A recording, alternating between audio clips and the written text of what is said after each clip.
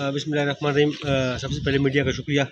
इस वक्त हम जो है UC9 में मंगोपीर टाउन के इलाके में जो पानी का शदीद बहरान है और गर्मियों का ये सीज़न है, गर्मियों के मौसम में पानी का बड़ा शदीद यहाँ बहरान है। तो इसके सिलसिले में अपने गरीब आवाम को सामने मस्जिद भी है यहाँ पे, मस्जिद और यहाँ के जो रिहायशी है उनके लिए एक बोर का एहतमाम किया जा रहा है, जो कि आवाम को सहूलत के लिए कम से कम वज़ू, बर्तन धोने के लिए जो और या फिर नहाने धोने के लिए, अगर ये पानी अगर मीठा निकलता है तो ये पीने के लिए भी काम आएगा। और ये मैं समझता हूँ एक सदका जारिया एक बनेगा और एक ज़रिया बनेगा लोगों को सहूलत देने का।